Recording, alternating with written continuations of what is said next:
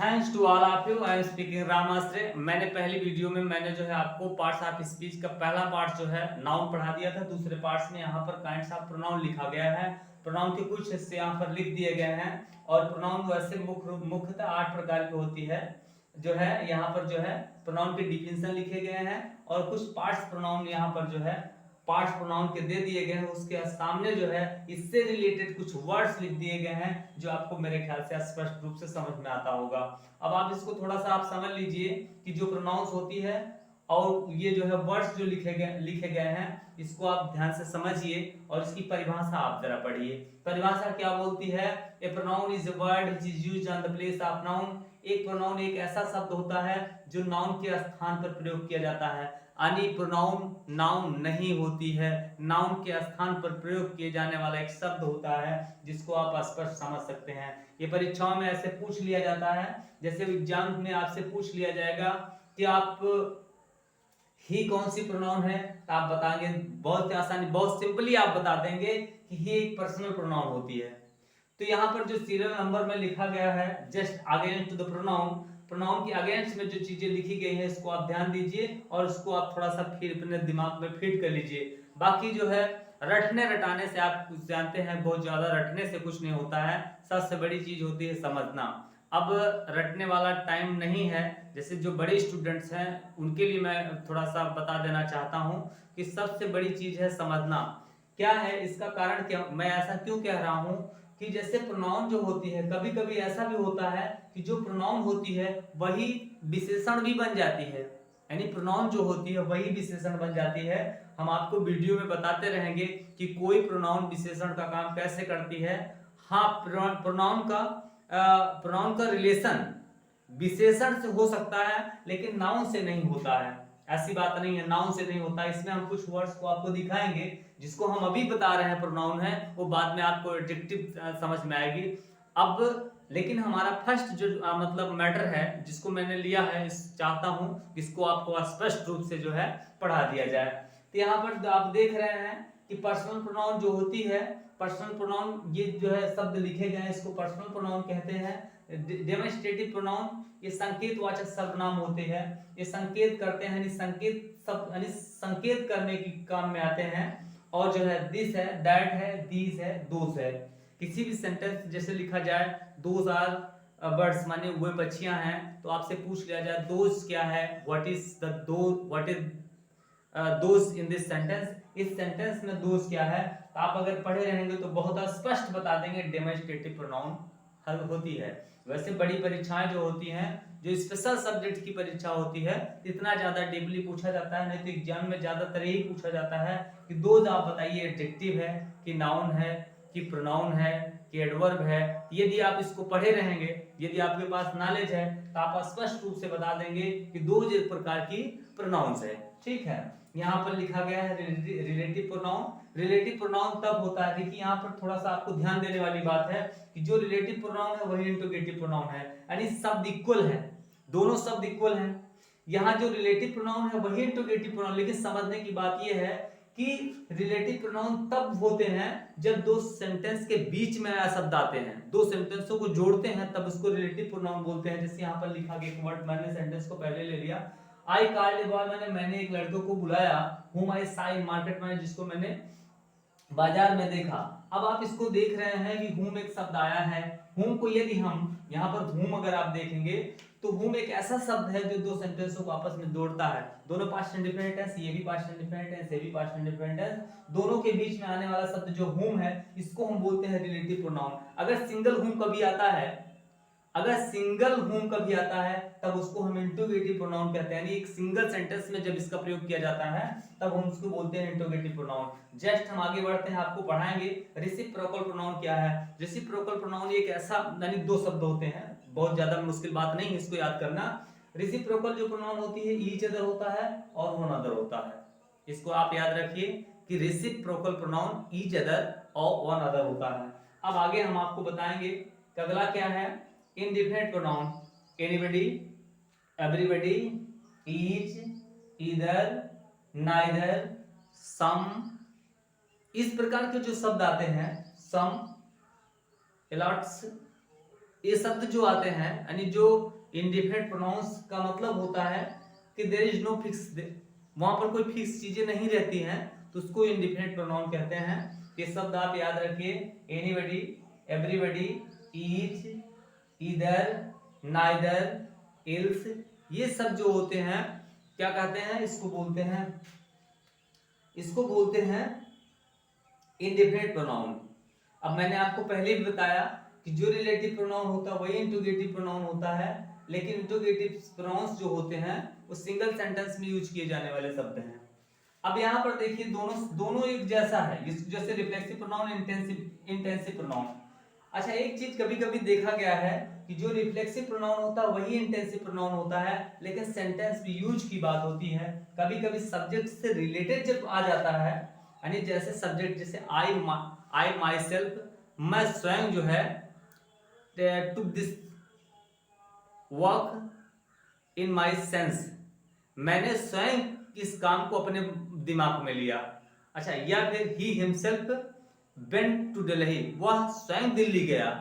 तो कहने का हमारा मतलब जैसे सब्जेक्ट से कोई चीजें जस्ट उसके बाद रिलेटेड रहते हैं, सब्जेक्ट से जुड़े वर्ड्स रहते हैं, ये जो है जैसे सब्जेक्ट के जस्ट तुरंत बाद जब ये चीजें प्रयोग की जाती हैं तब इसको बोलते हैं रिफ्लेक्सिव प्रोनाउन बोलते हैं।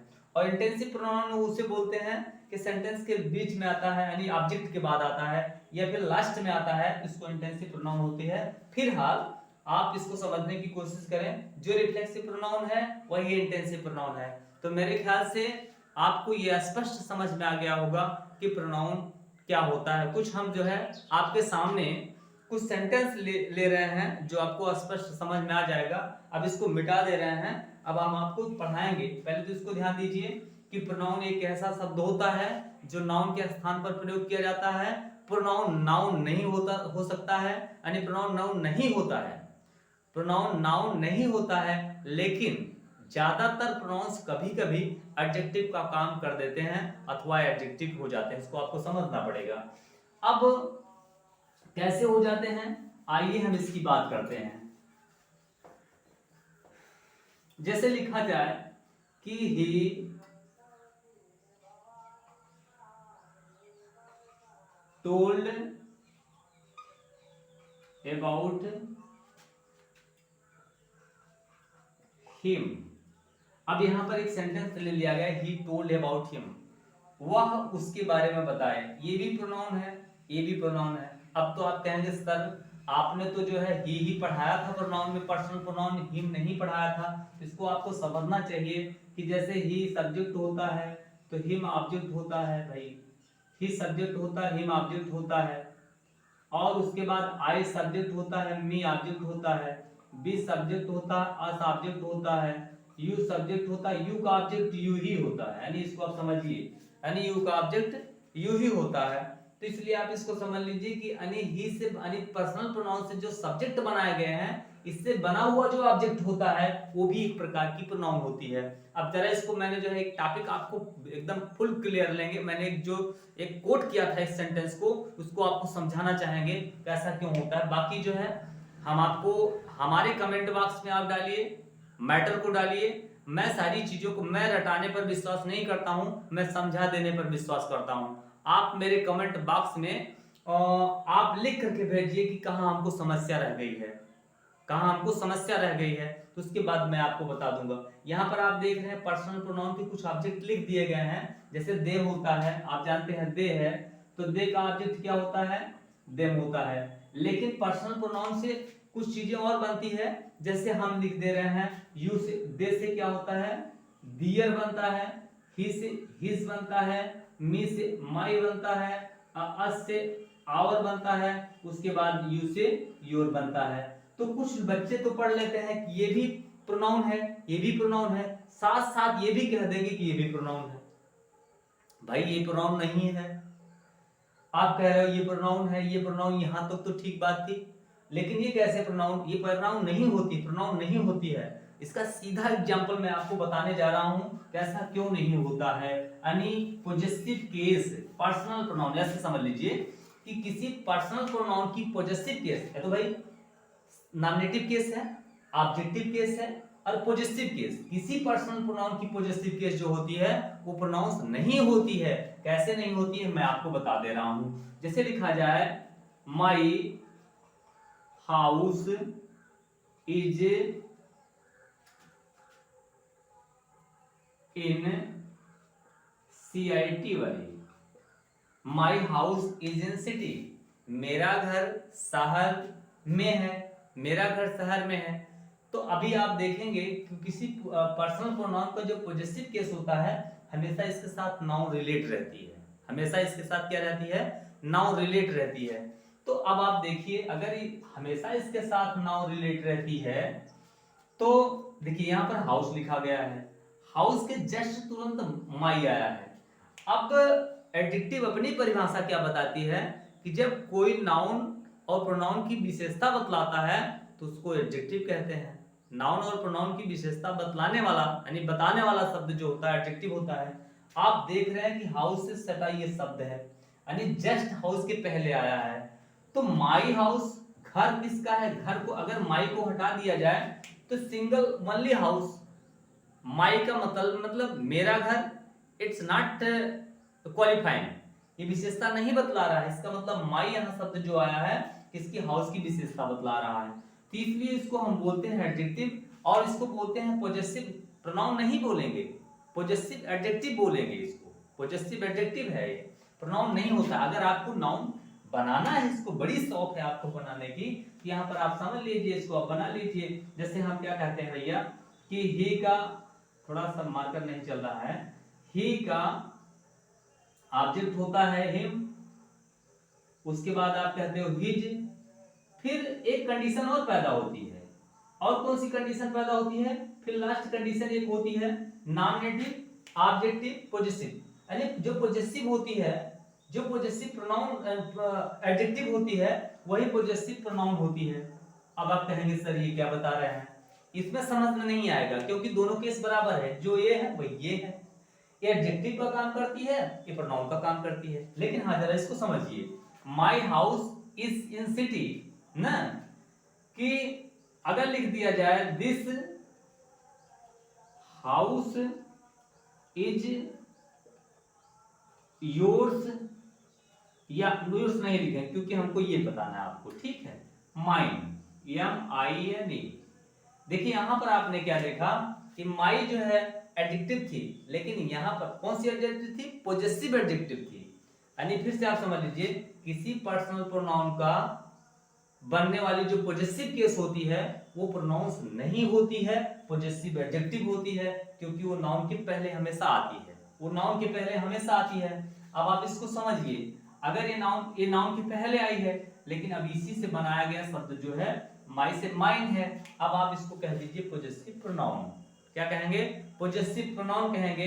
अच्छा ये तो बदल जाता है, जैसे आई, मी, माई, माई के जस्ट बाद माइन होता है, लेकिन यहाँ पर जो चौथा केस होता है और तीसरी केस जो होती है इक्वल होती है, इक्वल टर्म होती है। इसलिए आप समझ लीजिए कि कभी कभी क्या होता है, हिज जो होता है वही पॉजेसिव एडजेक्टिव का काम करती है, वही पॉजेसिव प्रोनाउन का काम करती है। लेकिन माई पॉजेसिव एडजेक्टिव तो है, लेकिन माई फिर पॉजेसिव प्रोनाउन नहीं है, माई का पॉजेसिव प्रोनाउन माइन होता है, यानी माइन आपको कहना पड़ेगा।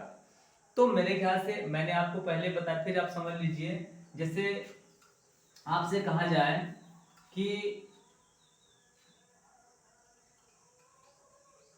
व्हाट डू यू लाइक, आप क्या पसंद करते हैं, फिर यही शब्द आपसे पूछ लिया जाए भाई क्या है, व्हाट डू यू लाइक आप क्या पसंद करते हैं, फिर आपसे पूछ लिया जाए व्हाट क्या है, तो आप व्हाट को क्या बताएंगे, है तो प्रोनाउन, मैंने चूंकि आपको सीरियल में पढ़ा दिया प्रोनाउन है, लेकिन व्हाट को आप क्या कहेंगे, कौन सी प्रोनाउन है। तो देखिए अब पहली चीज तो यही क्लियर कर लीजिए कैसे प्रोनाउन है। व्हाट डू यू लाइक अगर लिखा जाए ILIKE लाइक, COFFE, काफी पसंद करता हूं। जैसे आपने क्वेश्चन का आंसर दिया तो आपके सामने एक नाउन आ गई, एक नाउन आ गई, नाउन अच्छा व्हाट नहीं आई होती तो आप कॉफी नहीं लेते। इसका क्या मतलब हुआ कि काफी अगर आई है तो काफी के रिप्लेसमेंट में व्हाट आया है। अभी यही बात कहा जाता है कि जब कोई नाउन के स्थान पर शब्द यानी नाउन के स्थान पर प्रयोग किए जाने वाला शब्द जो होता है प्रोनाउन होता है। तो जो काफी है, काफी किसकी वजह से आई है, व्हाट की वजह से। काफी नाउन है इसलिए व्हाट प्रोनाउन है। हाँ बस इतना ही है कि इंट्रोगेटिव प्रोनाउन है। कौन सी प्रोनाउन है, इंट्रोगेटिव प्रोनाउन है, बस आपको ये समझना है। तो मेरे ख्याल से प्रोनाउंस आपके समझ में थोड़ा बहुत आ गए होंगे। नहीं आते हैं कोई प्रोनाउन अगर आपको, वैसे तो बहुत सिंपल सी बात है, जो डिफिनेशन ही आपको स्पष्ट बताता है कि प्रोनाउन क्या है। फिर से आपको समझ लीजिए, a pronoun is a word which is used on the place of noun.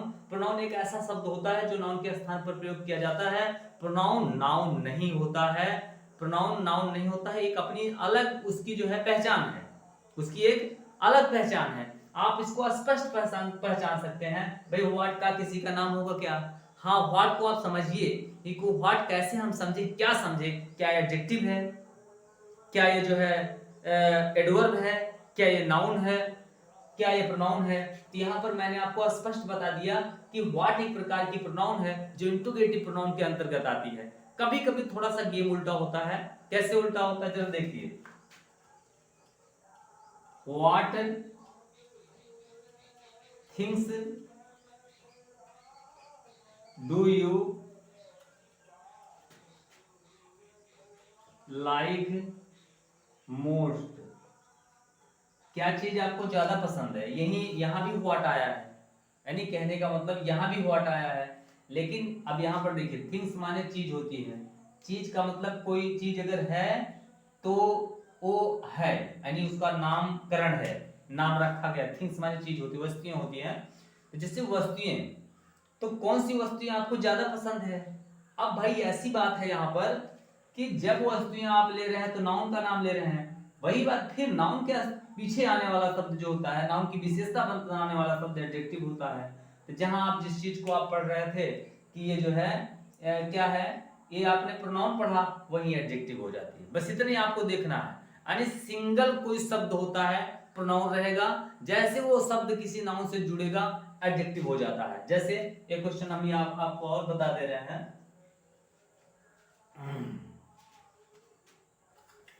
जैसे लिख दिया जाए, लिखा जाए विच इज योर, नहीं चल रही,